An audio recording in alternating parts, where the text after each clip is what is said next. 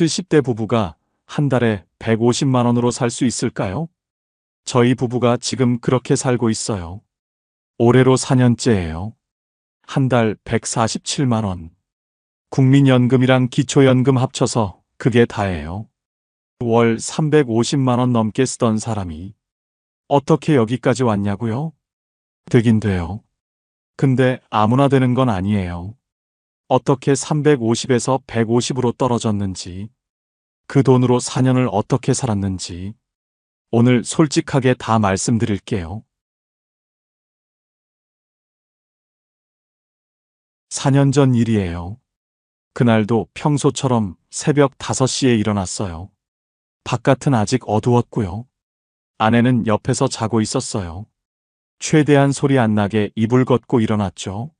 세수하고 밥 먹고 작업복 입고 40 넘게 해온 루틴이라 몸이 알아서 움직이더라고요. 공장 출근해서 기계 점검하고 후배들 작업 봐주고 점심때 구내식당에서 밥 먹고 오후엔 용접 작업 들어가고 그러다가 허리를 숙였는데요.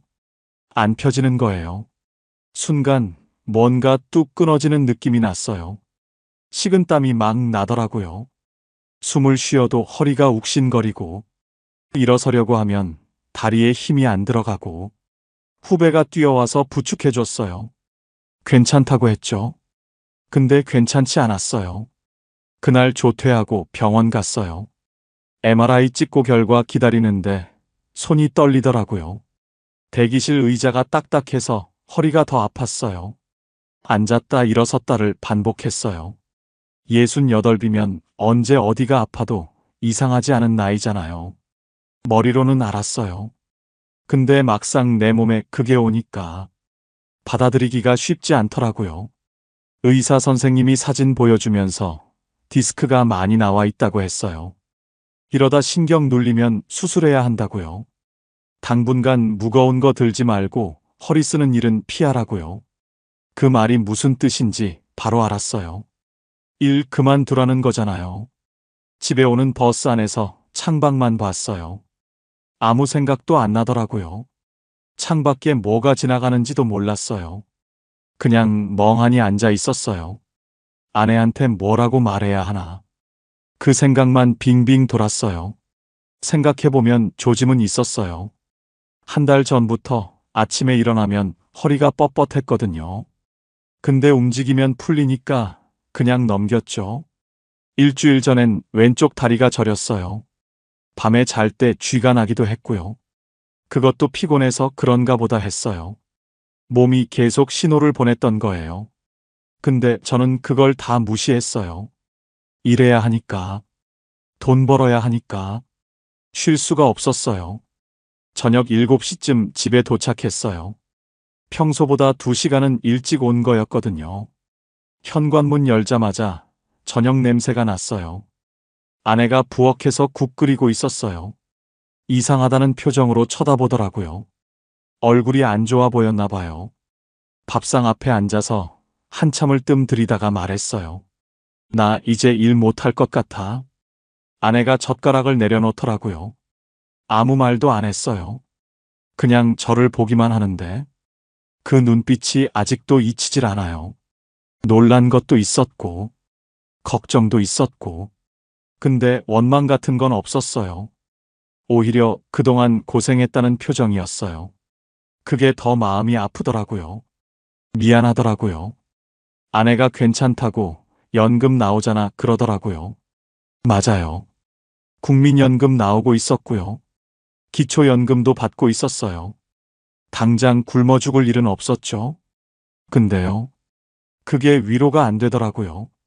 40살에 이 일 시작해서 62살에 정년퇴직하고 바로 재취업해서 6년을 더 일했어요.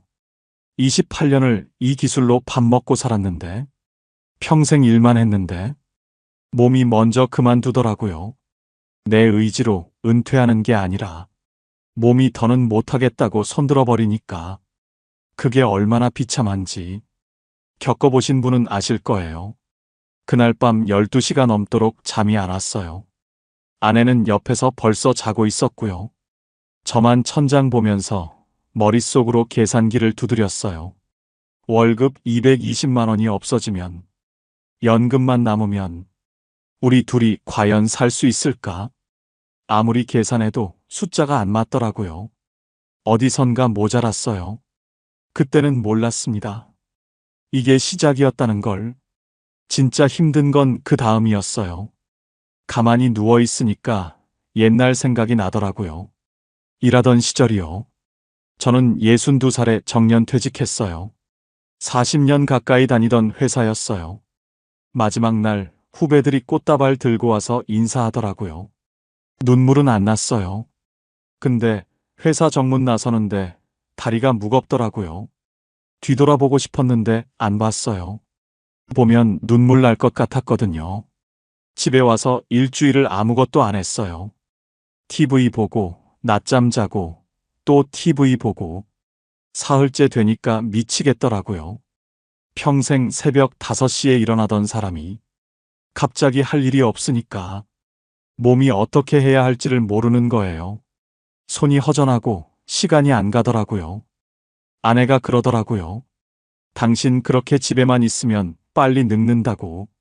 밖에 나가서 뭐라도 하라고요. 바람이라도 쐬라고요. 그래서 일자리를 알아봤어요. 마침 아는 후배가 연락이 왔더라고요. 작은 공장인데 기술자가 필요하다고요. 월급은 220만 원. 정년퇴직 전보다는 적었지만 나쁘지 않았어요. 일단 해보자 싶었어요.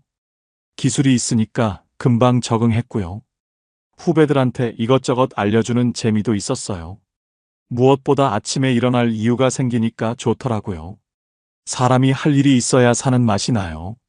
그렇게 3년을 일했어요. 65이 되니까 국민연금이 나오기 시작했어요. 저랑 아내 합쳐서 100만 원.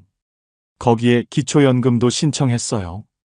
근데 기초연금이 생각보다 적게 나오더라고요.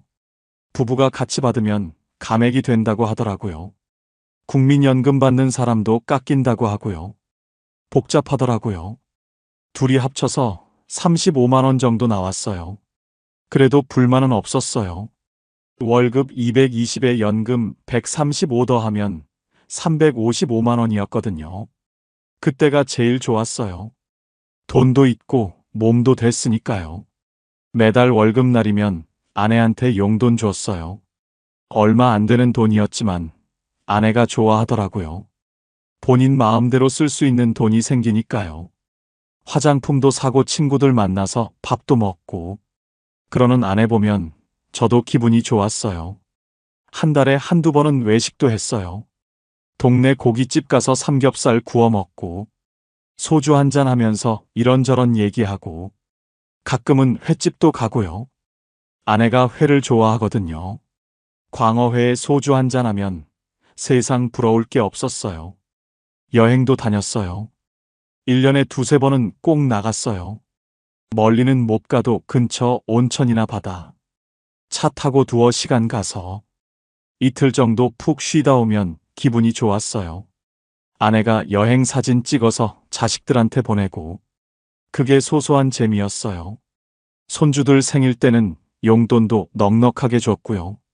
명절 때 자식들 만나면 밥값은 항상 제가 냈어요.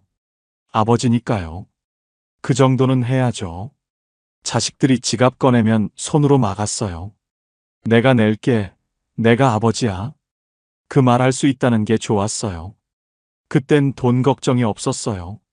버는 것보다 덜 쓰면 되니까. 남는 건 없어도 모자란 것도 없었어요. 솔직히 그게 계속될 줄 알았어요. 68이면 아직 젊다고 생각했거든요. 주변에 70 넘어서도 일하는 분들 많았고요. 저도 적어도 70까지는 하겠다 싶었어요. 근데 몸이 생각대로 안 되더라고요. 66 지나면서부터 피로가 안 풀리기 시작했어요. 예전엔 하루 자면 괜찮았는데 이틀을 쉬어도 몸이 무겁더라고요. 아침에 눈 떠도 개운하지가 않았어요. 그래도 버텼어요. 조금만 더 하자. 70까지만 하자. 그렇게 버티다가 결국 허리가 나가버린 거예요. 지금 생각하면 그때가 인생에서 제일 풍족한 시절이었어요. 월 355만 원. 부자는 아니었지만 넉넉했어요. 먹고 싶은 거 먹고, 가고 싶은 데 가고, 주고 싶은 사람한테 줄 수 있었어요. 그게 얼마나 큰 행복인지 그땐 몰랐어요. 알고 보니 그게 마지막이었어요. 여유로웠던 시간의 끝이었습니다. 지금 생각하면 후회되는 게 있어요. 그 3년이요. 65부터 68까지 월 355만 원 들어올 때 왜 그렇게 펑펑 썼을까? 그때는 몰랐어요. 이 돈이 영원할 줄 알았어요. 70까지는 일할 수 있을 줄 알았으니까요. 퇴직금 얘기를 먼저 해야 할 것 같아요. 40년 가까이 일했으니까 퇴직금이 꽤 됐거든요. 근데 중간에 2번 뺐어요. 자식들 결혼할 때요. 큰아들 결혼할 때 3천만 원, 딸 결혼할 때 2,500만 원, 전세자금 보태주고 예식 비용 보태주고 안 해줄 수가 없잖아요. 부모니까요. 그러고 나니까 6천만 원 남더라고요. 이건 절대 안 건드리자. 무슨 일 있을 때 쓰는 비상금이다. 아내랑 그렇게 약속했어요. 근데 월급이랑 연금은 다 썼어요. 355만 원 들어오면 350만 원 나갔어요. 경조사가 제일 컸어요. 친척 결혼식, 돌잔치, 장례식. 한 달에 2~3번은 꼭 있었어요. 결혼식 가면 축의금 10만 원, 돌잔치 가면 5만 원, 장례식 가면 10만 원, 가까운 사이면 20만 원도 냈어요. 예전에는 돈이 없어서 5만 원 냈거든요. 근데 이제 여유가 생기니까 좀 더 내고 싶더라고요. 체면도 있고 그동안 못 챙긴 거 챙기고 싶은 마음도 있었고요. 그게 쌓이니까 한 달에 30만 원, 40만 원 나가는 거예요. 많을 때는 50만 원 넘게 나간 적도 있어요. 자식들한테도 잘해주고 싶었어요. 결혼할 때 이미 목돈 줬지만 그래도 명절 때 용돈 넉넉하게 주고 손주들 생일 때마다 10만 원씩 챙겨주고 가끔 맛있는 거 사서 택배로 보내주고 큰아들이 그러더라고요. 아버지 이제 그만 쓰시라고. 결혼할 때 많이 받았으니까 괜찮다고. 근데 안 그러고 싶었어요. 자식한테 손 벌리는 아버지는 되기 싫었거든요. 오히려 계속 주는 아버지가 되고 싶었어요. 아내도 마찬가지였어요. 시장에서 싼 거 사다가 먹던 사람이 이제는 마트에서 좋은 거 사더라고요. 과일도 비싼 거 사고 고기도 한우로 사고 뭐라고 안 했어요. 그동안 고생했으니까 이제 좀 잘 먹자. 저도 그렇게 생각했으니까요. 여행도 자주 갔어요. 1년에 2~3번이 4~5번이 되고 가까운 데만 가다가 먼 데도 가게 되고 한 번 여행 가면 50만 원, 60만 원은 기본이었어요. 숙소 좋은 데 잡고 맛집 찾아다니고 기념품도 사고 어차피 일하니까 괜찮아. 다음 달 월급 나오니까 괜찮아. 그렇게 생각했어요. 그러다 보니 저축을 못했어요. 월 355만 원 들어와서 350만 원 나갔어요. 많이 아꼈다 싶은 달에도 320만 원은 썼어요. 통장에 돈이 안 쌓이더라고요. 들어오면 나가고, 들어오면 나가고, 그 반복이었어요. 비상금 6천만 원은 안 건드렸어요. 그건 약속이니까요. 근데 그것 말고는 모은 게 없어요. 3년 동안 월 355만 원 벌면서 추가로 모은 돈이 하나도 없어요. 그때 한 달에 50만 원만 아껴 써도 3년이면 1,800만 원이에요. 그 돈이 지금 있었으면 얼마나 좋을까요? 후회해도 소용없는 거 알아요. 지나간 건 지나간 거니까. 근데 가끔 생각나요. 그때 왜 그랬을까? 예상과 완전히 달랐어요. 70까지 일할 줄 알았는데 68배 몸이 멈춰버렸으니까요. 2년치 월급이 그냥 사라진 거예요. 220만 원 곱하기 24개월. 5천만 원이 넘는 돈이요. 그걸 미리 알았으면 그렇게 안 썼을 거예요. 근데 사람이 미래를 어떻게 알아요? 그때 조금만 아꼈으면 지금 이렇게 빠듯할까? 그 생각이 자꾸 들어요. 일 그만두고 첫 달이었어요. 매달 25일이 월급날이었거든요. 그날은 아침부터 이상하더라고요. 알람이 안 울렸어요. 당연하죠. 출근 안 하니까 알람을 꺼놨으니까요. 눈 떠보니까 9시였어요. 아내는 이미 일어나서 거실에 있었고요. 저만 늦잠 잔 거예요. 40년 넘게 새벽 5시에 일어나던 사람이 9시까지 자니까 오히려 찝찝하더라고요. 몸은 편한데 마음이 불편했어요. 그날 오후에 통장을 확인했어요. 습관처럼요. 매달 25일엔 월급이 들어오니까. 근데 숫자가 이상한 거예요.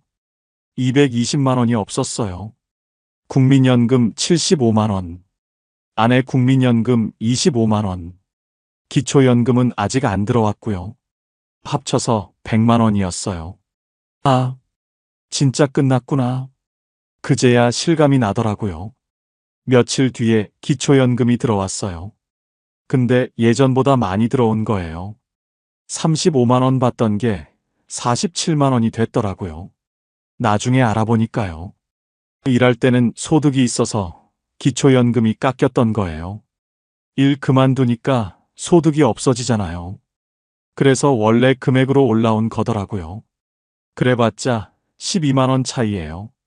월급 220만 원 없어진 거에 비하면 아무것도 아니었어요. 국민연금 100만 원, 기초연금 47만 원, 합쳐서 147만 원. 이게 다였어요. 이 돈으로 한 달을 살아야 하는 거예요. 처음엔 숫자가 안 와닿더라고요. 147만 원이 얼마나 적은 건지 머리로는 아는데 몸이 모르는 느낌이었어요. 그래서 계산을 해봤어요. 한 달에 뭐가 나가나? 관리비가 8만 원. 저희 아파트가 크지 않거든요. 지방이라 그래도 싼 편이에요. 전기세, 가스비, 수도세 합쳐서 10만 원. 통신비 7만 원. 아내랑 저 핸드폰이랑 인터넷이요. 건강보험료 8만 원.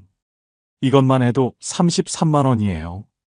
고정 지출만 33만 원. 147만 원에서 33만 원 빼면 114만 원. 이 돈으로 밥 먹고 병원 다니고 생활해야 하는 거예요. 한 달이 30일이잖아요. 114만 원 나누기 30일. 하루에 3만 8천 원이에요. 두 사람이 하루 3만 8천 원으로 살아야 해요. 밥 세 끼 먹고, 약 사고, 생필품 사고, 경조사 나가고, 다 해결해야 해요. 근데 잠깐, 작년에 한 달에 얼마 썼지? 통장 내역을 쭉 봤어요. 작년 이맘때 월급이랑 연금 합쳐서 355만 원 들어왔을 때 카드값만 180만 원이었어요. 현금 출금한 거 50만 원, 자동이체 나간 거 80만 원, 거의 다 쓴 거예요. 350만 원 가까이. 근데 지금은 147만 원밖에 없는 거예요. 반도 안 되는 돈으로 살아야 하는 거예요. 아내한테 말했어요. 우리 이제 진짜 아껴야 할 것 같다고. 아내도 알더라고요. 숫자를 보여주지 않아도 분위기로 느낀 거예요. 그날 저녁에 밥 먹는데 말이 없었어요. 둘 다 조용히 밥만 먹었어요. 반찬이 입에 안 들어오더라고요. 350만 원 쓰던 사람이 150만 원으로 산다는 게 말로는 쉬워요. 그냥 덜 쓰면 되지. 아끼면 되지. 근데 막상 해보면요. 그게 쉽지가 않아요. 몸에 밴 습관이라는 게 있거든요. 마트 가면 손이 먼저 가요. 예전에 사던 거요. 좋은 고기, 비싼 과일. 계산대 앞에서 멈칫하게 되더라고요. 이거 사도 되나? 이번 달 남은 돈이 얼마지? 그런 생각을 하게 된 거예요. 평생 처음으로요. 일할 땐 몰랐어요. 150만 원이 이렇게 적은 돈인 줄. 이 돈으로 한 달을 산다는 게 이렇게 막막한 건 줄. 그때서야 알았어요. 진짜 싸움은 이제부터라는 걸. 일 그만두고 첫 달. 저는 바보같이 예전처럼 살았어요. 습관이라는 게 무서운 겁니다. 몸에 베어버리면 안 바뀌거든요. 마트 가면 손이 알아서 움직이더라고요. 예전에 사던 거 그대로 집었죠. 한우 사고, 비싼 과일 사고, 아내가 좋아하는 간식도 샀어요. 외식도 했습니다. 그 달에만 5번은 나갔을 거예요. 배달도 시켜 먹었고요. 예전에 늘 그랬으니까. 친구들 모임도 나갔어요. 한 달에 2~3번은 만났거든요. 밥 먹고 커피 마시고, 가끔은 제가 쏘기도 했죠. 자식들 만났을 때도 제가 계산했어요. 손주들한테 용돈도 챙겨줬고요. 아버지니까 그 정도는 해야 한다고 생각했던 겁니다. 경조사도 2번 있었어요. 후배 아버지 장례식이랑 친척 돌잔치요. 예전처럼 10만 원씩 부조했죠. 아내 옷도 사줬어요. 환절기라 겉옷이 필요하다길래 15만 원짜리였는데 예전 같으면 아무것도 아닌 돈이었거든요.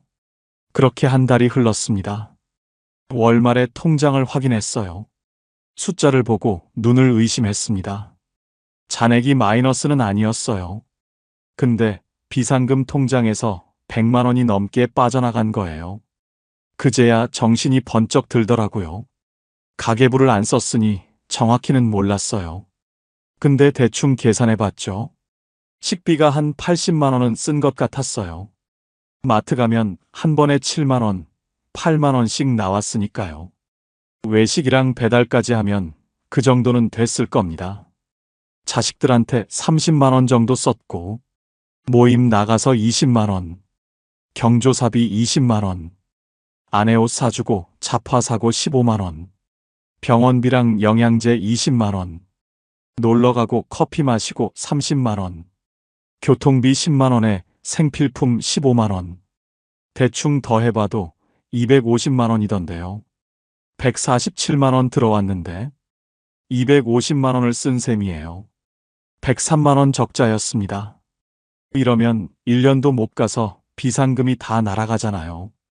6천만 원 나누기 100만 원이면 60개월인데 5년이에요. 근데 이렇게 쓰면 5년도 안 돼서 바닥인 거죠. 아내한테 말했어요. 우리 큰일 났다고. 이대로 살면 안 된다고요. 그날부터 가계부를 쓰기 시작했습니다. 아내가 1,000원짜리 노트를 사왔더라고요. 날짜, 항목, 금액, 잔액. 매일 저녁마다 적었어요. 그리고 줄이기 시작한 거죠. 하나씩 하나씩. 마트 대신 전통시장을 갔어요. 같은 채소가 반값이던데요. 이걸 왜 이제 알았나 싶었습니다. 고기는 한 달에 2번만 사기로 했고, 외식이랑 배달은 2번으로 줄였어요. 자식들 만나도 밥값을 안 냈습니다. 처음엔 창피했어요. 손이 지갑으로 가는데 억지로 참았거든요. 근데 큰아들이 그러더라고요. 아버지, 이제 우리가 산다고. 아버지는 건강만 챙기시라고요. 그 말 듣는데 코끝이 찡하던데요. 고맙기도 하고, 서글프기도 하고, 뭐라 말할 수가 없었어요. 모임도 줄였습니다. 한 달에 한 번만 나가기로 했죠. 친구들한테 미안했어요. 근데 어쩔 수가 없었습니다. 경조사도 정리했어요. 진짜 가까운 사람만 가기로 한 거죠. 10만 원 내던 거 5만 원으로 줄이고, 안 가는 데는 연락만 하기로 했어요. 처음엔 하루하루가 전쟁이었습니다. 뭘 사야 하나 말아야 하나. 이거 꼭 필요한 건가? 1,000원, 2,000원도 아껴야 했으니까요. 아내랑 싸운 적도 있어요. 제가 커피 사 먹은 거 가지고 뭐라고 했거든요. 1,000원짜리 캔커피였는데 아내가 섭섭했나 봐요. 당신도 담배 피우잖아. 나한테만 그러지 말라던데요. 맞는 말이었어요. 그날 밤 둘 다 말이 없었습니다. 각자 등 돌리고 잤죠. 다음 날 아내가 먼저 말을 꺼냈어요. 우리 싸우지 말자고. 돈 없는 거 서로 탓해봤자 뭐 하냐고요. 같이 아끼자고 했습니다. 6개월쯤 지나니까요. 150만 원 안에 겨우 맞출 수 있게 됐어요. 적자 안 내는 법을 배운 거죠. 근데요, 맞춘다고 여유로운 게 아닙니다. 항상 빠듯해요.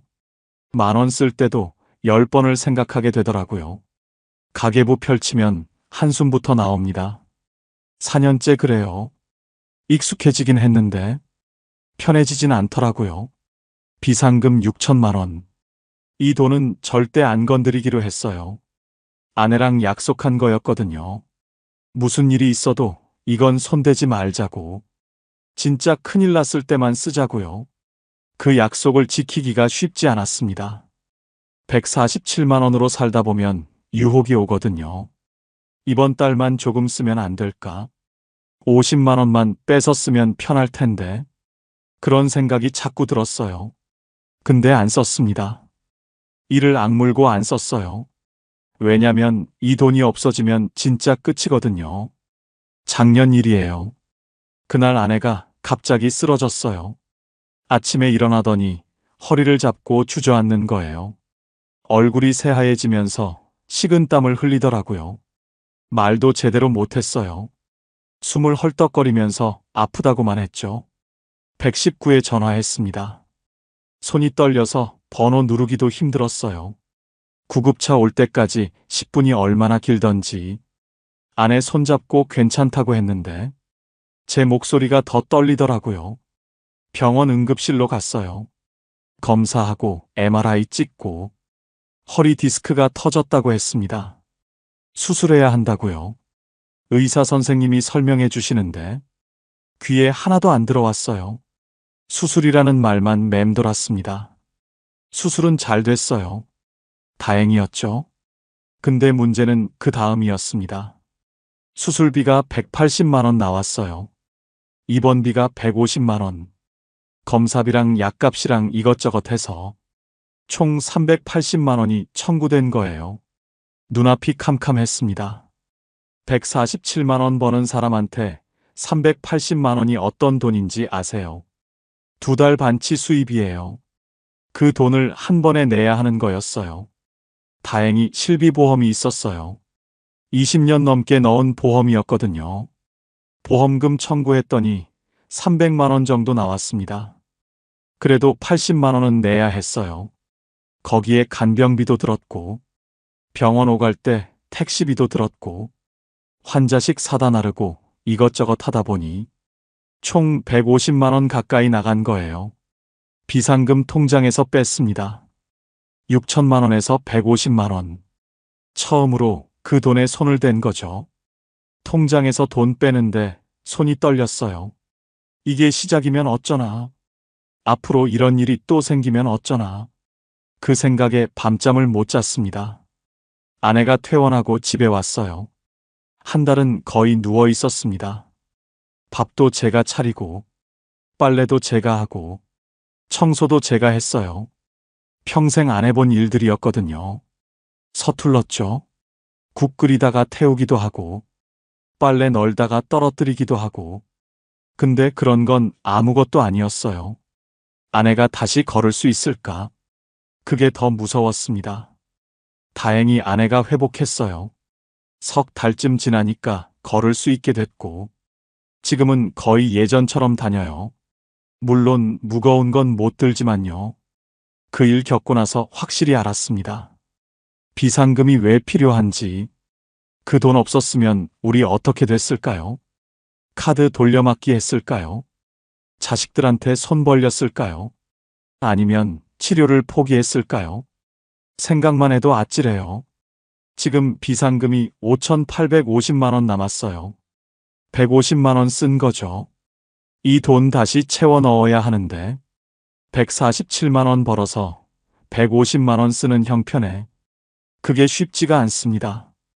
그래도 이 돈은 지켜야 해요. 또 무슨 일이 생길지 모르니까요. 아내 수술하고 나서 저도 건강검진 받으러 갔어요. 무서웠거든요.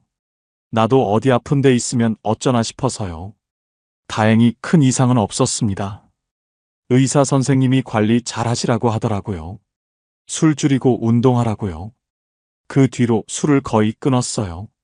예전엔 일주일에 2~3번 마셨는데 지금은 한 달에 1~2번이에요. 아내가 좋아하더라고요. 운동도 시작했습니다. 아침마다 동네 한 바퀴 걸어요. 30분 정도. 처음엔 힘들었는데 지금은 안 하면 허전해요.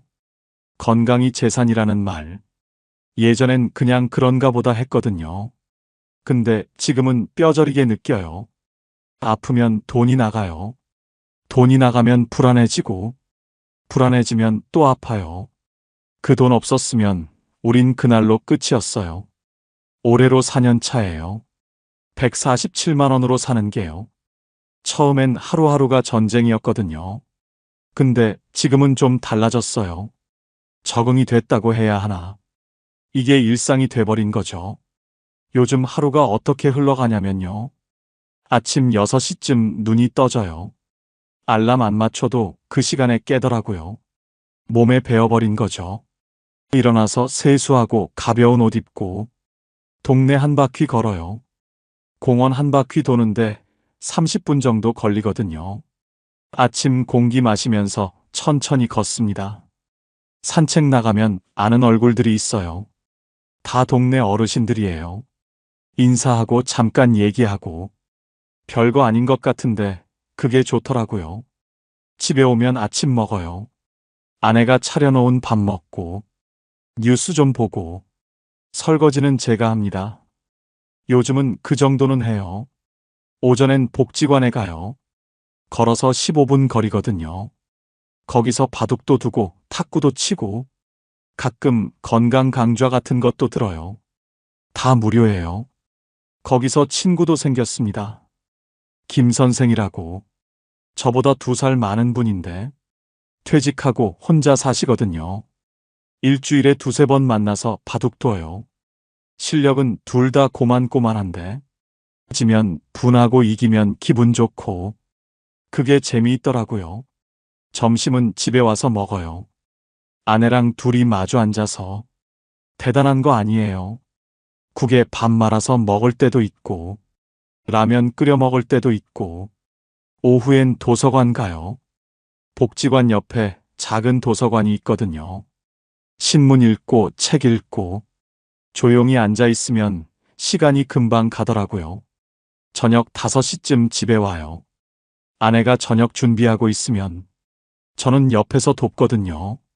마늘 까거나 파 썰거나 그런 거요. 밥 먹고 뉴스 보고 9시쯤 되면 슬슬 졸려요. 10시 전에 자는 날도 많습니다. 이게 제 하루예요. 특별한 거 하나도 없죠. 근데 불행하지 않아요. 아, 그리고 자식들이 용돈을 줘요. 아들이 20만 원, 딸이 20만 원. 매달 통장에 넣어주더라고요. 고마운 일이죠. 처음엔 안 받으려고 했는데 자기들도 이제 벌잖아요. 부모님 드리는 거니까 받으시라고 하더라고요. 그래서 받긴 받는데 이 돈은 안 써요. 따로 모아두고 있습니다. 한 달에 40만 원씩. 1년이면 480만 원이에요. 비상금 채우려고요. 아내 수술할 때 150만 원 빠졌잖아요. 그거 다시 채워놓으려고 하는 거예요. 그래서 실제로 쓰는 돈은 여전히 147만 원이에요. 넉넉해진 건 아니고 그냥 안전장치가 하나 더 생긴 거죠. 사실 최후의 카드가 하나 더 있긴 해요. 주택연금이요. 집이 1억 5천이니까 주택연금 신청하면 한 달에 40만 원 정도는 나올 거예요. 147만 원에 40만 원 더하면 187만 원이잖아요. 그 정도면 좀 숨통이 트이겠죠? 근데 아직은 안 하려고요. 집을 담보로 잡는 거니까. 죽을 때까지 여기서 살 수는 있지만 자식들한테 물려줄 건 없어지는 거잖아요. 그래서 진짜 힘들어지면 그때 하려고요. 최후의 카드로 남겨둔 거예요. 지금은 147만 원으로 버틸 수 있으니까. 아내랑 대화도 많아졌어요. 예전엔 바빠서 말할 시간이 없었거든요. 지금은 하루 종일 같이 있잖아요. 이런 얘기 저런 얘기 하게 되더라고요. 어제는 아내가 그러더라고요. 당신이랑 이렇게 오래 얘기한 거 결혼하고 처음인 것 같다고. 웃겼어요. 근데 맞는 말이었습니다. 40년 같이 살았는데 제대로 얘기한 건 2~4년인 것 같아요. 돈이 많을 때보다 지금이 덜 불안해요. 이상하죠? 350만 원 쓸 때는 항상 뭔가 부족했거든요. 더 벌어야 하나, 더 모아야 하나. 그런 생각이 늘 있었어요. 지금은 147만 원 안에서 살면 되니까, 그 안에서만 맞추면 되니까, 오히려 단순해진 거예요. 물론 넉넉하진 않습니다. 빠듯한 건 사실이에요. 근데 이 정도면 살만해요. 버티는 거랑 사는 건 다르거든요. 저는 지금 버티는 게 아니라 살고 있어요. 4년 살아보니까 이제 좀 알겠어요. 150만 원으로 살 수 있냐고요. 되긴 돼요. 근데 아무나 되는 건 아닙니다. 저희가 이렇게 살 수 있는 이유가 있거든요. 3가지예요. 첫 번째는 자기 집이 있어서예요. 저희 아파트가 1억 5천짜리예요. 크지 않아요. 24평짜리 오래된 아파트거든요. 근데 이게 있으니까 살 수 있는 거예요. 월세가 없잖아요. 전세금 걱정도 없고, 관리비 8만 원만 내면 되니까 주거비 부담이 확 줄어드는 거죠. 만약 월세 살았으면요. 지방이라도 30만 원은 나갈 거예요. 작은데 살아도 그 정도는 하거든요. 147만 원에서 30만 원 나가면 117만 원 남는데 그 돈으로 두 사람이 한 달 살기는 솔직히 힘들었을 겁니다. 전세라고 해도 마찬가지예요. 전세금이 묶여 있으면 비상금이 없는 거잖아요. 무슨 일 생기면 답이 없어요. 자기 집이 있어야 돼요. 이건 진짜입니다. 두 번째는 비상금이 있어서예요. 저희가 퇴직금 6천만 원 모아뒀잖아요. 아내 수술할 때 150만 원 썼지만 아직 5,850만 원 남아 있거든요. 거기에 자식들 용돈 40만 원씩 모으고 있으니까 조금씩 다시 채워지고 있는 거죠. 이 돈이 없었으면요. 아내 수술비 어떻게 냈을까요? 카드 긁었을 거예요. 아니면 자식들한테 급하게 손 벌렸겠죠. 그러다 보면 악순환이에요. 빚이 빚을 부르고 이자가 쌓이고 147만 원으로는 감당이 안 되는 거죠. 비상금은 안 쓰려고 있는 거예요. 근데 있어야 해요. 없으면 무너집니다. 최소 5천만 원은 있어야 한다고 생각해요. 그래야 병원비 한 번은 버틸 수 있으니까요. 세 번째는 건강이에요. 이게 제일 중요한 것 같습니다. 아내 수술 한 번에 150만 원 나갔잖아요. 그것도 실비보험 있어서 그 정도였던 거예요. 보험 없었으면 400만 원 가까이 나갔을 겁니다. 만약 저까지 아팠으면요. 둘 다 병원 다니면요. 150만 원으로는 절대 못 살아요. 병원비가 무서운 게요. 한 번에 크게 나가는 것도 있지만 매달 조금씩 나가는 것도 있거든요. 저는 물리치료 받으러 다녀요. 한 달에 4만 원 정도 나가요. 아내도 골다공증 주사 맞으러 다니고 영양제도 이것저것 챙겨 먹고 둘이 합쳐서 의료비가 20만 원은 나가요. 그나마 이 정도인 게 다행인 거예요. 주변에 보면요. 당뇨 심한 분들 인슐린 맞고 투석하시는 분들도 있고 암 치료 받으시는 분들도 있어요. 그분들은 한 달에 의료비만 50만 원, 100만 원씩 나가요. 147만 원 받아서 100만 원 병원비 내면 47만 원으로 먹고 살아야 하는 거잖아요. 그게 가능할까요? 불가능하죠. 그래서 건강이 진짜 돈이에요. 아프면 돈이 나가고, 돈이 나가면 생활이 무너지고, 생활이 무너지면 스트레스 받아서 더 아파요. 운동해야 해요. 진짜 해야 합니다. 저도 처음엔 귀찮았거든요. 아침에 산책하는 거. 근데 이게 돈 버는 거더라고요. 병원비 아끼는 거예요. 이 3가지예요. 자기 집 있어야 하고, 비상금 있어야 하고, 건강해야 해요. 셋 중에 하나라도 없으면요. 150만 원 생활은 힘들어요. 저는 그렇게 생각합니다. 가끔 이런 생각해요. 만약 월세 살면서 비상금도 없고 몸까지 아팠으면 지금쯤 어떻게 됐을까? 상상이 안 돼요. 아마 무너졌을 거예요. 그래서 운이 좋았다고 생각하기도 합니다. 집이 있으니까, 비상금이 있으니까, 아직 크게 안 아프니까, 물론 제가 노력한 것도 있죠. 가계부 쓰면서 아끼고, 습관 바꾸려고 애쓰고, 건강 관리하려고 운동하고. 근데 그것만으로는 안 돼요. 조건이 맞아야 해요. 150만 원으로 산다는 게요. 낭만적인 거 아닙니다. 소박하게 산다 이런 거 아니에요. 매달 계산기 두드려요. 이번 달 얼마 남았나? 경조사 하나 나가면 빠듯해지고, 병원 한 번 가면 조마조마해요. 근데요, 그렇다고 불행하냐면, 그건 또 아닙니다. 아내랑 건강하게 밥 먹고, 아침마다 산책하고, 복지관에서 친구들 만나고, 저녁에 같이 뉴스 보고, 이 정도면 살만해요. 부족하지만 불행하진 않아요. 행복하냐고요? 솔직히 모르겠어요. 행복이 뭔지 잘 모르겠거든요. 근데 불행하지 않으면 그게 어느 정도 행복인 거 아닐까요? 150만 원으로 4년 살아본 사람으로서 드리고 싶은 말씀은 이거예요. 되긴 돼요. 근데 준비 없이는 안 돼요.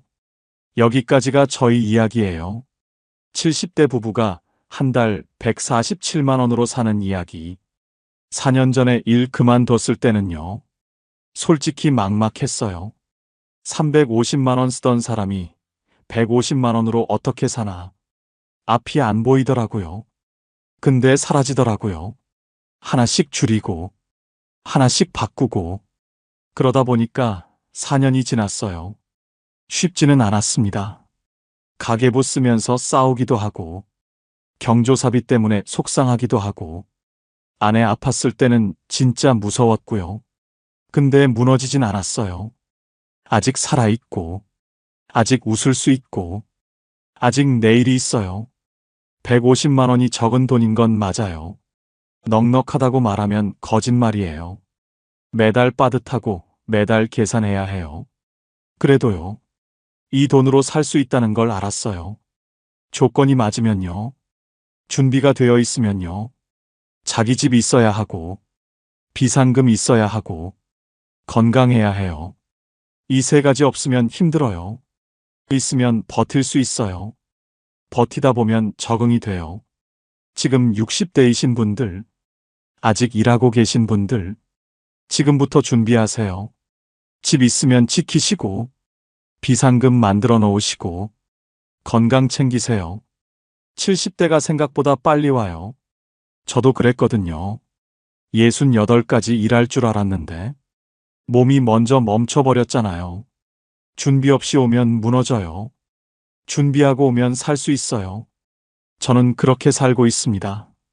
오늘 이야기가 도움이 되셨으면 좋겠어요. 긴 이야기 들어주셔서 감사합니다. 70세가 되던 봄이었습니다. 그날은 이상하게 마음이 조용했어요. 무언가를 잃은 것도 아닌데 왠지 모르게 가벼웠습니다. 젊을 땐 가진 걸 지키느라 바빴고 나이 들어서는 잃을까봐 두려웠죠. 그런데 그 모든 게 다 사라지고 나서야 비로소 알게 되었습니다. 가진 걸 잃은 게 아니라 이것을 얻은 거라는 걸요. 그 이것이 무엇이었을까요? 오늘 그 이야기를 들려드리려 합니다. 아침 햇살이 커튼 사이로 스며들던 날이었습니다. 70살이 된 그 봄날, 저는 창가에 앉아 차 한 잔을 마시고 있었습니다. 별다른 일정도 없었고, 특별히 기다리는 누군가도 없었죠. 그런데 이상했습니다. 마음이 텅 빈 것 같으면서도 동시에 이렇게 가득 차 있었습니다. 아, 이게 평안이구나. 그제야 알았습니다. 젊은 시절, 저는 늘 비교하며 살았습니다. 옆집 김씨 내가 새 차를 샀다 하면 우리 차가 초라해 보였고 친구가 강남에 아파트를 샀다 하면 우리 집이 작아 보였습니다. 명절 때면 더했죠. 친척들이 모이는 자리에서 누구네 아들은 대기업에 다니고 누구네 딸은 의사와 결혼했다는 이야기를 들으면 괜히 제 자식들이 부족해 보였습니다. 우리 애들은 왜 저렇게 못할까? 그 한숨이 얼마나 많은 날들을 어둡게 만들었는지 모릅니다. 그러다 보니 제 인생도 놓쳤습니다. 봄에 피는 개나리를 보지 못했고 저녁 노을의 아름다움도 모르고 지나갔습니다.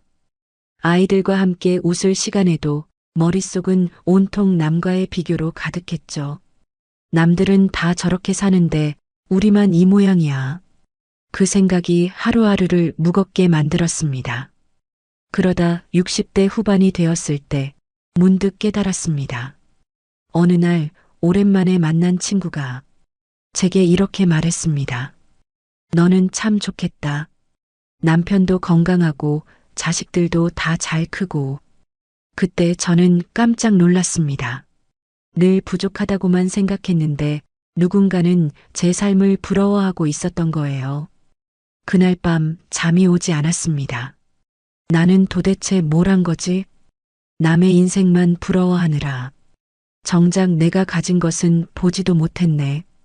그 후로 조금씩 달라졌습니다. 아침에 일어나면 이렇게 말하기 시작했죠. 오늘도 눈을 떴구나. 감사합니다. 작은 것부터 눈에 들어왔습니다. 따뜻한 밥을 먹을 수 있다는 것, 아픈 데 없이 걸을 수 있다는 것, 사랑하는 사람들이 곁에 있다는 것. 그게 바로 제가 쌓아온 행복이었습니다. 이제는 남의 집 차가 좋든 말든 상관없습니다. 우리 차로 장을 보러 가고 가끔 드라이브도 하고 그저 그걸로 충분합니다. 누가 더 큰 집에 산다 해도 마음이 흔들리지 않습니다. 우리 집은 작지만 이곳에 우리 가족의 추억이 있고 이곳에서 아이들이 자랐고 이곳에서 우리가 함께 늙어가고 있으니까요. 그게 바로 우리 집의 가치입니다. 요즘은 산책을 자주 합니다. 동네 공원을 천천히 걷다 보면 계절의 변화가 보입니다. 봄에는 벚꽃이 피고 여름에는 초록이 짙어지고 가을에는 단풍이 물들고 겨울에는 고요한 설경이 펼쳐집니다. 예전엔 이 모든 게 그냥 지나쳤는데 이제는 하나하나가 다 소중합니다. 집착을 놓으니 세상이 이렇게 아름답더군요. 남과 비교하느라 보지 못했던 것들이 이제는 선명하게 보입니다. 그리고 무엇보다 제 마음이 편해졌습니다. 누구를 부러워할 필요도 없고 누구에게 인정받으려 애쓸 필요도 없습니다. 그저 오늘 하루 제가 가진 것에 감사하며 조용히 살아가면 됩니다. 어제 저녁이었습니다. 남편과 함께 저녁을 먹으며 이런 이야기를 나눴습니다. 우리 참 잘 살았지? 그럼 잘 살았지. 남들처럼 크게 성공하진 못했지만 그래도 우리는 행복했잖아. 그 순간 눈물이 핑 돌았습니다. 맞습니다. 우리는 행복했습니다. 비록 남들만큼 가진 게 많지 않았어도 우리만의 방식으로 충분히 행복했습니다. 이제는 압니다. 집착은 나를 불행하게 만들고 감사는 나를 행복하게 만든다는 걸요. 오늘도 저는 창가에 앉아 차 한 잔을 마십니다. 그리고 이렇게 말합니다. 오늘의 이 평안에 감사합니다. 집착을 놓으니 비로소 제 인생이 시작되었습니다.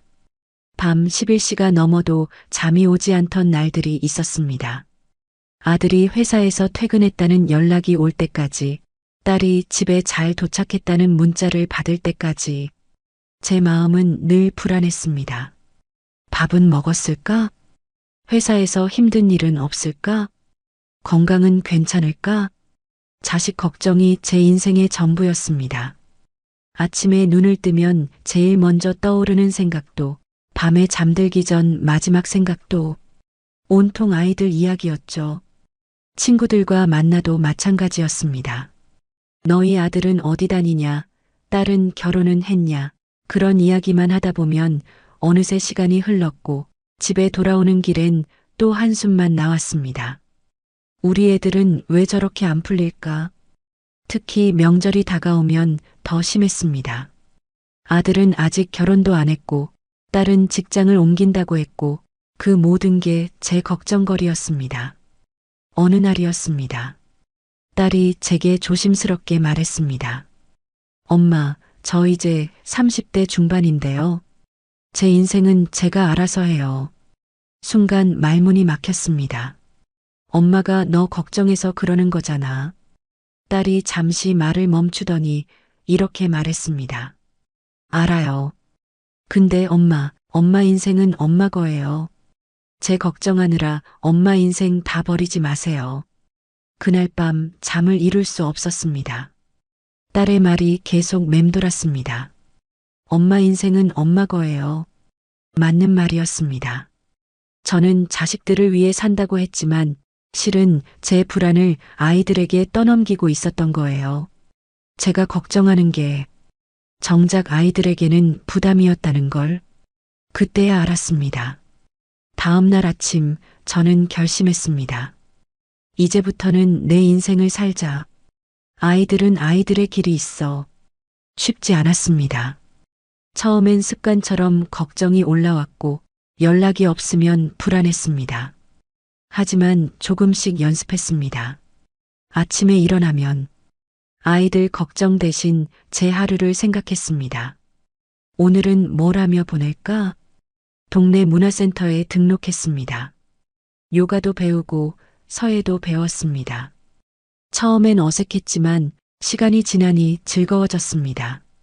무엇보다 놀라운 건 제가 아이들 걱정을 덜 하니까 아이들이 오히려 더 자주 연락을 해왔다는 거예요. 아들이 전화로 물었습니다. 엄마, 요즘 요가 배운다며? 어때? 재밌어? 응, 재밌더라. 너도 한번 와서 같이 해볼래? 엄마 목소리가 밝아지신 것 같아요. 그 말에 가슴이 뭉클했습니다. 제가 행복해지니까 아이들도 편안해진 거였습니다. 요즘은 이렇게 생각합니다. 자식이 잘 되길 바라는 건 당연한 부모 마음이지만 그 걱정으로 제 인생을 소진하는 건 아이들에게도 저에게도 좋지 않다는 걸요. 지난주였습니다. 딸이 저녁을 같이 먹자고 했습니다. 식사를 하던 중에 딸이 말했습니다. 엄마, 요즘 많이 달라지셨어요. 뭐가? 예전엔 만나면 항상 결혼은 언제 할 거야? 회사는 잘 다니고 있어? 이랬잖아요. 근데 요즘은 그런 말 안 하시고 엄마 이야기를 하시더라고요. 그랬구나. 그게 좋아요. 엄마가 행복해 보이니까 저도 마음이 편해요. 그날 집에 돌아오는 길에 밤하늘을 올려다봤습니다. 별이 참 많았습니다. 아이들을 키우느라, 자식 걱정하느라 이 밤하늘을 제대로 본 적이 없었구나. 이제는 압니다. 아이들은 결국 자기 길을 찾아갑니다. 제가 아무리 걱정해도 그들의 인생은 그들 것이니까요. 저는 그저 응원하고 필요할 때 곁에 있어주면 됩니다. 그리고 무엇보다 제가 행복해야 합니다. 제가 제 인생을 잘 살아가는 모습이 아이들에게는 가장 좋은 가르침이니까요. 요즘 아침엔 이렇게 시작합니다. 오늘은 나를 위한 하루를 살자. 자식 걱정이 아니라 나 자신을 돌보는 하루. 그렇게 살다 보니 저도 자유로워졌고 아이들과의 관계도 더 좋아졌습니다. 어제 아들이 문자를 보냈습니다. 엄마, 요즘 너무 멋있으세요. 저도 엄마처럼 제 인생을 잘 살고 싶어요. 그 문자를 읽으며 눈물이 났습니다. 제가 자식 걱정을 놓고 제 인생을 살기 시작했을 때 비로소 진짜 엄마가 된 것 같았습니다. 걱정하는 엄마가 아니라 행복한 모습을 보여주는 엄마. 그게 제가 아이들에게 줄 수 있는 가장 큰 선물이었습니다. 이제는 말할 수 있습니다. 이젠 너희 걱정보단 내 하루를 더 예쁘게 살고 싶다. 그게 요즘 제 진심입니다. 자식 걱정을 놓으니 제 인생이 보이기 시작했습니다. 살다 보면 억울한 일도 많았습니다. 누군가의 말 한마디가 오래 남았고 그 상처를 품고 잠 못 든 날도 있었죠. 특히 시댁 식구들과의 일이 그랬습니다. 결혼 초 시어머니께서 이런 말씀을 하셨어요. 우리 며느리는 살림을 좀 못하네. 그날 이후로 10년이 넘도록 그 말이 가슴에 박혀 있었습니다. 명절 때마다 움츠러들었고 시댁 식구들 앞에서는 늘 긴장했습니다. 내가 뭘 잘못했길래 그 생각이 저를 점점 어둡게 만들었습니다. 친구 관계도 마찬가지였습니다. 20년 가까이 알고 지낸 친구가 있었는데 어느 날 그 친구가 제 뒤에서 저에 대해 안 좋은 말을 했다는 걸 알게 됐어요. 그렇게 친하게 지냈는데 어떻게 내 뒷담화를 배신감에 한동안 아무도 만나고 싶지 않았습니다. 그 일 이후로 사람들을 믿기가 어려워졌고 새로운 관계를 만드는 것도 두려웠습니다. 미움은 그렇게 제 마음에 쌓여갔습니다. 시어머니에 대한 서운함, 친구에 대한 배신감, 나를 무시했던 사람들에 대한 분노. 그 감정들이 마음속에서 돌덩이처럼 무거웠습니다. 그러다 60대 후반이 되었을 때 문득 이런 생각이 들었습니다. 이렇게 살다가 내가 먼저 죽겠구나. 미움을 품고 사는 게 저를 병들게 하고 있었습니다. 밤에 잠을 자도 개운하지 않았고 아침에 일어나도 마음이 무거웠습니다. 그때 텔레비전에서 스님의 법문을 들었습니다. 미움은 뜨거운 숯을 남에게 던지려고 손에 쥐고 있는 것과 같습니다. 결국 떼는 건 자기 손입니다. 그 말이 가슴에 와닿았습니다. 맞았습니다. 제가 미워했던 사람들은 어쩌면 잘 살고 있을지도 몰라요. 하지만 저는 그 미움 때문에 매일 괴로워하고 있었죠. 이제 그만 놓아주자. 나를 위해서라도. 쉽지 않았습니다. 어떻게 그렇게 쉽게 용서할 수 있냐고 스스로에게 되물었습니다. 하지만 이렇게 생각을 바꿨습니다. 용서는 그들을 위한 게 아니라 나를 위한 것이라고 먼저 시어머니를 떠올렸습니다. 이제는 90세가 넘으신 어머니. 그때 어머니도 서툴었던 거겠지. 시집온 며느리를 어떻게 대해야 할지 몰랐던 거야. 그렇게 생각하니 조금 이해가 됐습니다. 어머니도 완벽한 사람이 아니었던 거죠. 그냥 나이 든 한 사람이었을 뿐. 다음은 친구였습니다. 뒷담화를 했던 그 친구도 아마 자기 나름의 이유가 있었을 거예요. 질투였을 수도 있고 순간의 실수였을 수도 있죠. 사람은 누구나 실수하잖아. 나도 완벽하지 않은데 그렇게 하나하나 놓아주기 시작했습니다. 신기하게도 미움을 내려놓으니 세상이 달라 보이기 시작했습니다. 길을 걷다가 마주치는 사람들의 얼굴이 예전보다 따뜻해 보였고 공원의 꽃들도 더 예쁘게 느껴졌습니다. 무엇보다 제 마음이 가벼워졌습니다. 아침에 일어나면 오늘도 좋은 하루라는 생각이 들었고 밤에는 편안하게 잠들 수 있었습니다. 몇 달 전이었습니다. 그 친구를 우연히 길에서 마주쳤어요. 예전 같았으면 피했을 텐데 그날은 먼저 다가가서 인사를 했습니다. 오랜만이야. 친구가 깜짝 놀라더니 조심스럽게 물었습니다. 나 화 많이 났었지? 응. 그땐 그랬어. 근데 이제 괜찮아. 미안해. 정말 미안해. 그때 내가 정말 잘못했어. 친구의 눈에 눈물이 맺혔습니다. 이제 다 지난 일이야. 그날 함께 차 한 잔을 마시며 오랜만에 진솔한 대화를 나눴습니다. 집에 돌아오는 길 마음이 정말 편했습니다. 아, 이게 용서의 힘이구나. 용서는 상대를 위한 게 아니었습니다. 나를 자유롭게 하기 위한 거였어요. 미움의 무게에서 벗어나 가볍게 날아오르기 위한. 요즘은 누군가에게 상처받아도 오래 마음에 담아두지 않습니다. 저 사람도 힘들었나 보다. 저 사람도 나처럼 부족한 사람이겠지. 그렇게 이해하려고 노력합니다. 완전히 용서가 안 될 때도 있어요. 그럴 땐 억지로 용서하려 하지 않습니다. 대신 이렇게 생각하죠. 그래, 지금은 아니어도 괜찮아. 언젠가는 놓아줄 수 있겠지. 시간이 약이라는 말 정말 맞더라고요. 어제 시어머니를 뵈러 갔습니다. 요양원에 계신 어머니, 이제는 저를 알아보지 못하실 때도 많아요. 그런데도 제가 가면 웃으세요. 우리 며느리 왔네. 그 모습을 보며 생각했습니다. 그때 그 말 한마디에 내가 왜 그렇게 오래 마음 아파했을까? 이제는 그저 감사합니다.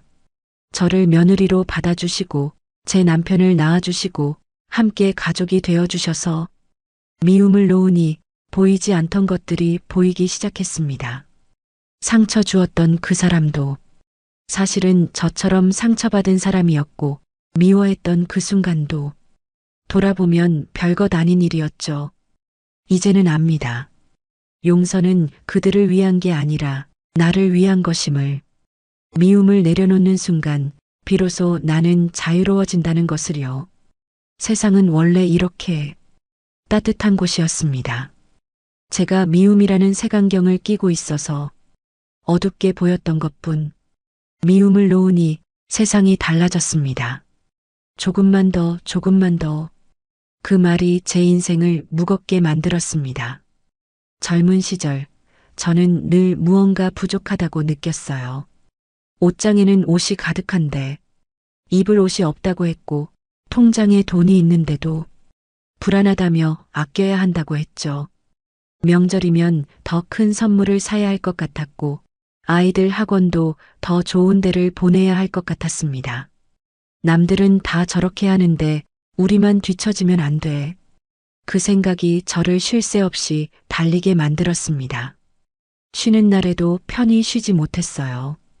텔레비전을 보다가도 광고에 나오는 물건이 갖고 싶었고 친구들과 여행 이야기를 들으면 우리도 가야 한다는 생각에 조급했습니다.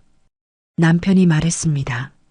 여보, 우리 이 정도면 충분히 잘 사는 거야. 그만 쉬면 안 돼? 뭐가 충분해? 아직 애들 대학 등록금도 모자란데. 늘 그런 식이었습니다. 지금 가진 것에 만족하지 못하고 더 많은 것을 원했죠. 그러다 60대가 되었을 때였습니다. 건강검진에서 혈압이 높다는 얘기를 들었어요. 스트레스를 줄이셔야 합니다. 너무 무리하지 마세요. 의사 선생님의 말씀이 귓가에 맴돌았습니다. 집에 돌아와 거울을 봤습니다. 주름이 깊어진 제 얼굴, 피곤해 보이는 눈빛. 나는 뭘 위해 이렇게 살았을까? 문득 그런 생각이 들었습니다. 그날 저녁이었습니다. 남편과 둘이 저녁을 먹고 있는데 창밖으로 노을이 참 예쁘게 지고 있었어요. 저것 좀 봐. 노을이 정말 예쁘네. 남편이 말했습니다. 그때 깨달았습니다. 나는 언제부터 저런 걸 보지 못하게 됐을까? 욕심 때문이었습니다. 더 많은 걸 가지려는 욕심, 더 잘 살아야 한다는 욕심. 그 욕심이 저를 앞만 보고 달리게 만들었고 정작 중요한 것들을 놓치게 만들었죠. 다음 날부터 조금씩 달라지기 시작했습니다. 아침에 일어나면 창문을 활짝 열고 공기를 마셨습니다. 오늘도 이렇게 숨 쉴 수 있구나. 감사합니다. 작은 것부터 세어보기 시작했어요. 따뜻한 이불, 아침에 마시는 차 한 잔, 내 이름을 불러주는 남편, 전화를 해주는 자식들. 세다 보니 감사할 게 정말 많았습니다. 어느 날 장을 보러 시장에 갔습니다. 예전 같았으면 이것저것 사느라 바빴을 텐데 그날은 그냥 천천히 구경했어요. 생선가게 아저씨가 친절하게 웃으며 싱싱한 고등어를 보여주셨고 야채가게 아주머니는 오늘 상추가 정말 좋아요 하며 한 줌 더 얹어주셨습니다. 집에 돌아오는 길 손에 든 장바구니가 묵직했지만 마음은 가벼웠습니다. 내가 가진 게 이렇게 많았구나. 냉장고를 열어보니 먹을 것도 충분했고 옷장을 열어보니 입을 옷도 충분했습니다. 조금만 덜하고 외쳤던 그 시절, 사실 이미 충분히 가지고 있었던 거예요. 요즘은 일기를 씁니다. 매일 저녁 오늘 감사했던 일 3가지를 적어 내려가죠. 처음엔 쓸 게 없을 줄 알았는데 막상 시작하니 세 가지로는 부족했습니다. 오늘 마신 커피가 맛있었던 것, 날씨가 화창했던 것, 아들이 전화를 해준 것, 드라마가 재미있었던 것. 소소한 일상이 전부 감사였습니다. 지난주였습니다. 옛날 친구를 만났는데 친구가 이렇게 말하더군요. 너 많이 달라진 것 같아. 뭔가 편안해 보여. 그래. 응. 예전엔 항상 뭔가에 쫓기는 것 같았는데 지금은 여유로워 보여.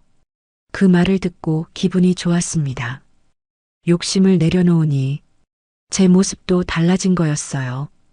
이제는 백화점에 가도 꼭 사야겠다는 생각이 안 듭니다. 예쁘네. 근데 난 가진 게 있으니까. 그렇게 생각하며 그냥 지나칩니다. 신기하게도 필요한 것만 사니까 오히려 돈이 모이더라고요. 그리고 무엇보다 마음이 평안해졌습니다. 며칠 전이었습니다. 손녀가 놀러 왔는데 제 방을 둘러보더니 이렇게 말했어요. 할머니 방은 왜 이렇게 정리가 잘 돼 있어요? 필요한 것만 두고 나머지는 다 정리했거든. 부러워요. 저도 할머니처럼 살고 싶어요. 그 말에 웃음이 나왔습니다.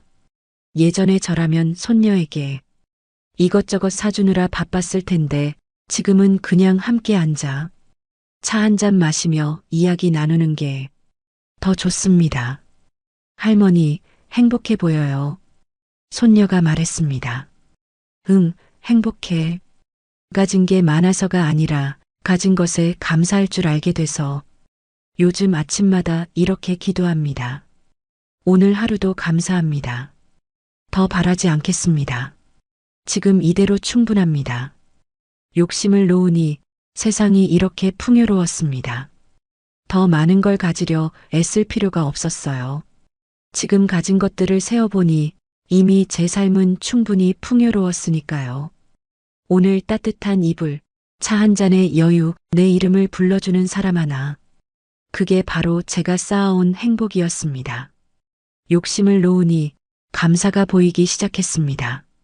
모든 인연이 영원하진 않더군요. 가깝던 사람도 어느 날엔 자연스럽게 멀어졌습니다. 20년 넘게 알고 지낸 친구가 있었습니다. 매주 만나서 수다 떨고 명절이면 음식도 나눠 먹고 서로의 집안일까지 다 아는 사이였죠.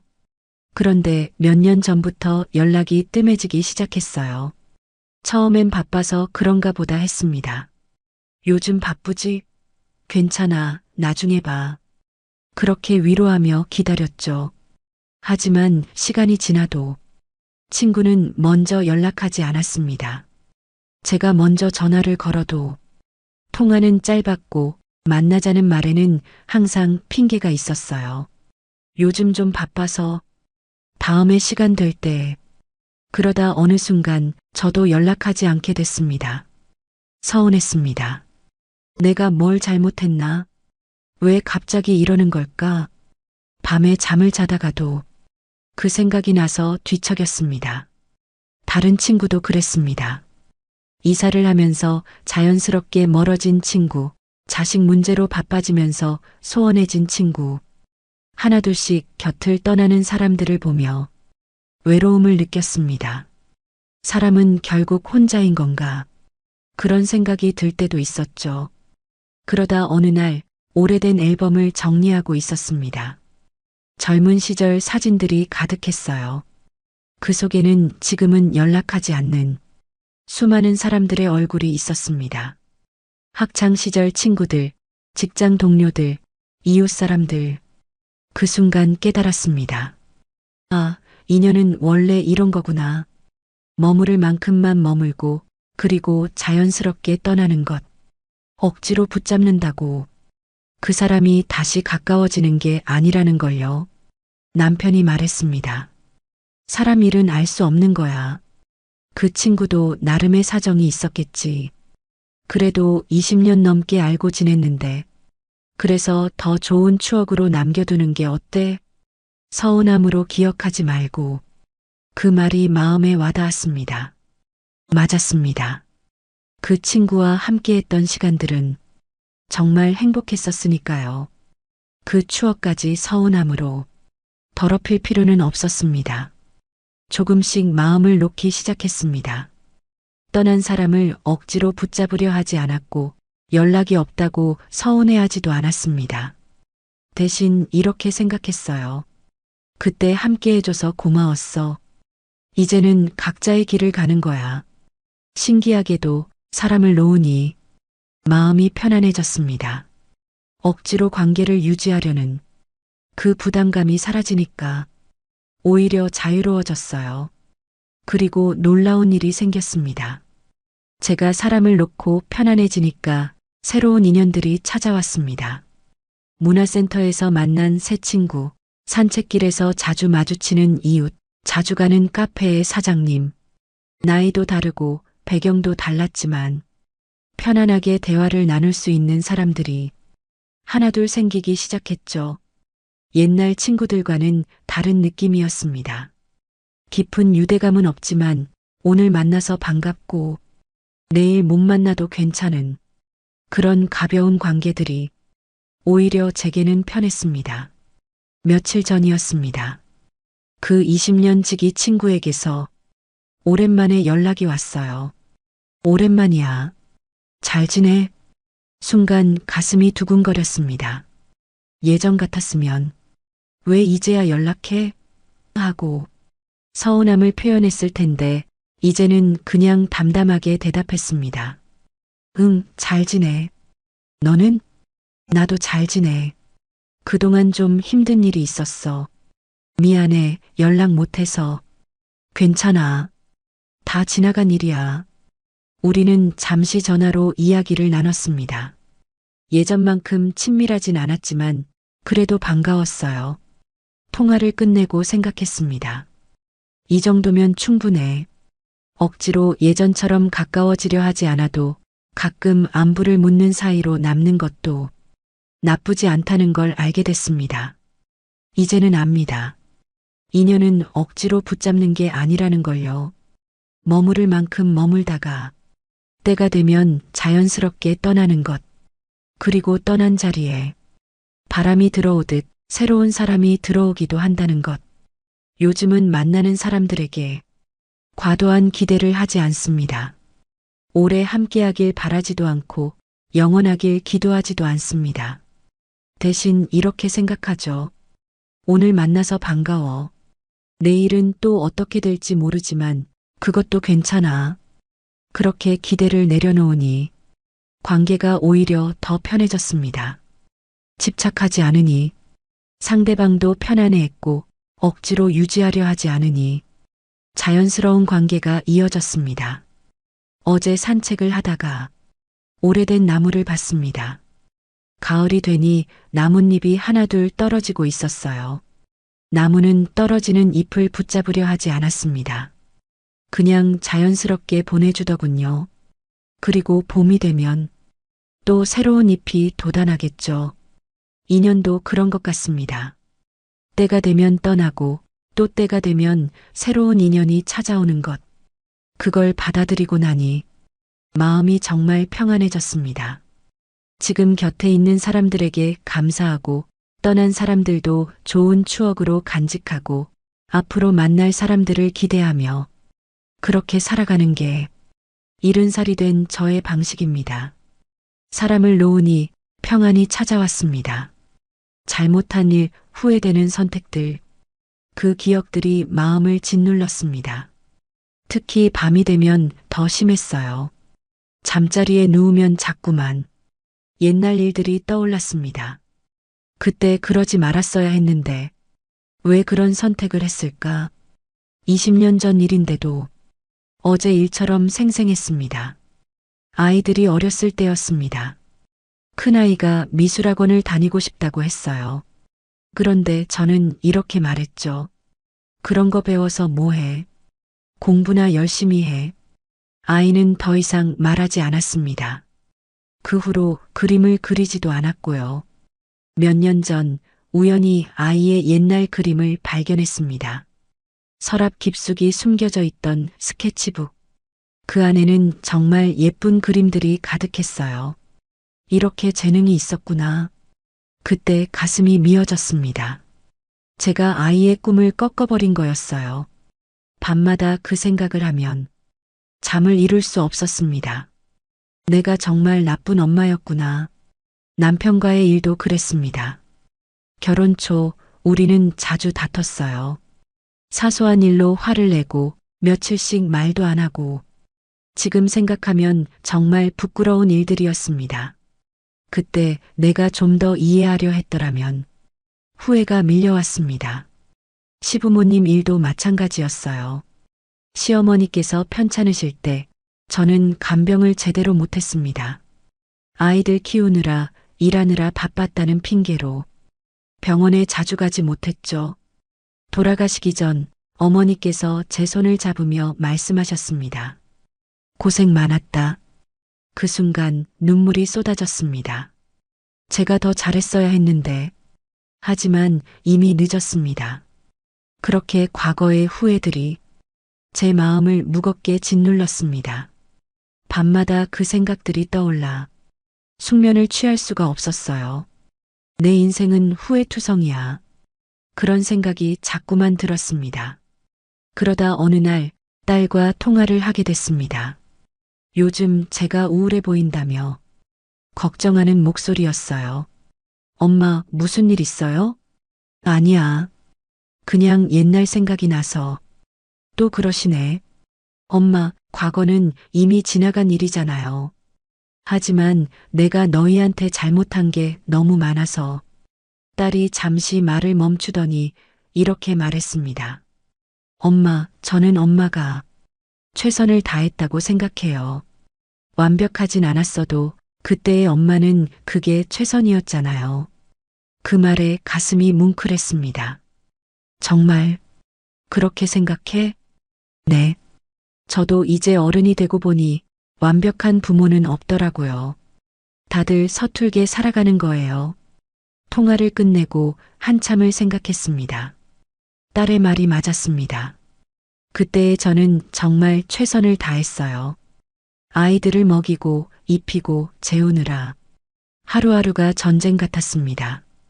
미술학원을 보내주지 못한 것도 제가 나빠서가 아니라 경제적 여유가 없었기 때문이었죠. 남편과 싸웠던 것도 서로가 서툴렀기 때문이었습니다. 결혼 초 우리는 서로를 이해하는 법을 몰랐어요. 시간이 지나면서 조금씩 배워나갔고 지금은 정말 좋은 부부가 됐잖아요. 시어머니 간병도 마찬가지였습니다. 그때는 정말 최선을 다했어요. 비록 자주 가지는 못했지만 갈 때마다 정성을 다했고 마음으로는 늘 걱정했습니다. 그래, 나는 그때 최선을 다했어. 그렇게 생각하니 마음이 조금씩 가벼워졌습니다. 후회 대신 감사로 바꾸기 시작했습니다. 그때 그런 경험이 있었기에 지금의 내가 있는 거야. 아이들에게 미안한 마음도 이제는 지금 더 잘해주자는 다짐으로 바뀌었습니다. 며칠 전이었습니다. 큰아이를 만났을 때 조심스럽게 물어봤어요. 너 혹시 미술하고 싶었던 거 아직도 후회해? 아이가 웃으며 말했습니다. 엄마, 그거 아직도 신경 쓰세요? 저 지금 하는 일도 좋아요. 그리고 요즘 취미로 그림 그려요. 정말? 네. 늦었다고 생각했는데 막상 시작하니까 즐겁더라고요. 인생은 언제든 시작할 수 있잖아요. 아이의 말에 눈물이 났습니다.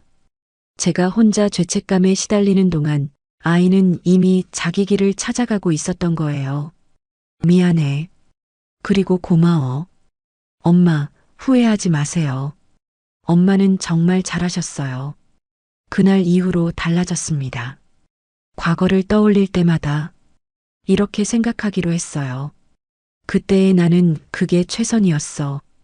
완벽하진 않았지만 그 순간만큼은 최선을 다했다고. 요즘은 밤에도 편히 잠듭니다. 과거의 후회들이 떠올라도 그래, 그랬었지. 그래도 괜찮아. 하고 넘길 수 있게 됐어요. 대신 오늘에 집중합니다. 어제는 바꿀 수 없지만 오늘은 내가 만들어갈 수 있으니까요. 어제 남편과 산책을 했습니다. 당신 요즘 많이 밝아졌어. 그래? 응. 예전엔 자꾸 옛날 얘기하며 한숨 쉬었는데 요즘은 안 그러더라고. 과거는 놓아주기로 했어. 지금이 더 소중하니까. 남편이 제 손을 꼭 잡았습니다. 그래, 우리 이제 남은 시간 행복하게 살자. 응, 그러자. 과거를 놓으니 비로소 오늘이 보이기 시작했습니다. 후회로 가득했던 어제가 아니라 가능성으로 가득한 오늘. 지금 이 순간이 제 인생의 가장 소중한 시간입니다. 집착도, 미움도, 욕심도 놓고 나니 남은 건 나였습니다. 그동안 제가 뭘 하며 살았는지 돌아보게 됐어요. 자식을 위해, 남편을 위해, 시댁을 위해, 남들의 시선을 위해, 늘 누군가를 위해 살았습니다. 제 마음은 뒷전이었죠. 아침에 일어나면 가장 먼저 가족들 챙기기 바빴고 저녁에 잠들기 전에도 내일 뭘 해야 하나 걱정했습니다. 정작 나는 어디에도 없었어요.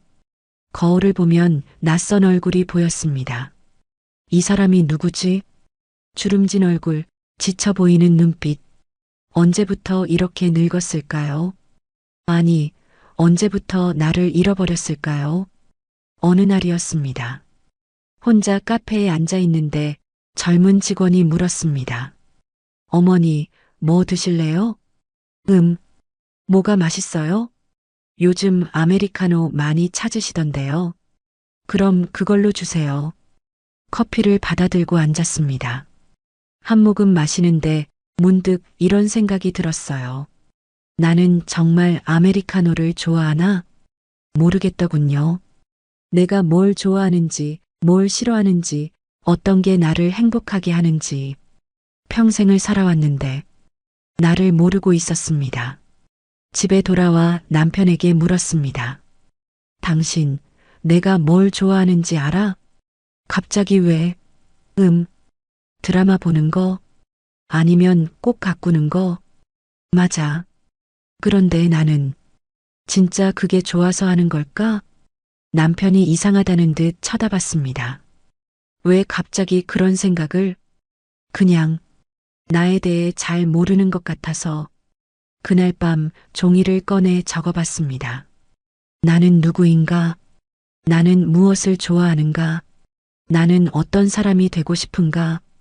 백지를 보다가 한참을 멍하니 있었습니다. 70년을 살았는데 나에 대해 쓸 게 없다니 눈물이 났습니다. 나는 평생 누구로 살았던 걸까? 그날 이후로 조금씩 달라지기 시작했습니다. 아침에 일어나면 제일 먼저 제 기분을 살폈습니다. 오늘 나는 어떤 기분이지? 오늘 나는 뭘 하고 싶지? 처음엔 어색했습니다. 평생 남을 먼저 생각하다가 갑자기 나를 생각하려니 마음이 불편했어요. 하지만 연습했습니다. 작은 것부터 시작했죠. 커피숍에 가면 메뉴판을 천천히 봤습니다. 오늘은 뭐가 마시고 싶지? 라떼도 마셔보고 카푸치노도 마셔보고 때로는 녹차도 마셔봤습니다. 그러다 발견했어요. 제가 정말 좋아하는 건 따뜻한 우유라는 걸요. 사소한 발견이었지만 신기하게 기뻤습니다. 아, 나는 이걸 좋아하는구나. 옷을 살 때도 달라졌습니다. 예전엔 남들이 뭐라 할까 신경 쓰며 무난한 색만 골랐는데 이제는 제가 입고 싶은 걸 골랐어요. 밝은 노란색 블라우스, 화사한 꽃무늬 스카프. 이 나이에 이런 옷을? 속으로 걱정하는 소리가 들렸지만 무시했습니다. 내가 좋은데 뭐 어때? 신기하게도 나를 찾아가니까 사람들이 칭찬하더라고요. 어머니, 오늘 옷 예쁘네요. 요즘 얼굴이 밝아지셨어요. 제가 행복하니까 그게 겉으로 드러난 거였습니다. 요즘은 혼자만의 시간을 가집니다. 일주일에 한 번은 카페에 앉아 책을 읽거나 그냥 멍하니 창밖을 바라봅니다. 남편이 물었습니다. 혼자 뭐하러 가? 그냥 나만의 시간이 필요해서. 외롭지 않아? 아니, 오히려 좋아. 나와 마주할 수 있는 시간이거든. 처음엔 남편도 의아해했지만 이제는 이해하는 것 같아요. 며칠 전이었습니다. 딸이 집에 왔을 때 제 방을 보더니 이렇게 말했습니다. 엄마, 방이 많이 달라졌네요? 응, 좀 바꿨어. 벽에는 제가 좋아하는 그림을 걸었고 책상에는 작은 화분을 놓았습니다. 서랍장 위에는 제가 좋아하는 향초도 있었죠. 예쁘다. 완전 엄마 스타일이에요. 내 스타일이 뭔지 이제 알겠어. 딸이 웃으며 말했습니다. 엄마, 요즘 정말 행복해 보여요. 뭔가 온전히 엄마인 것 같달까?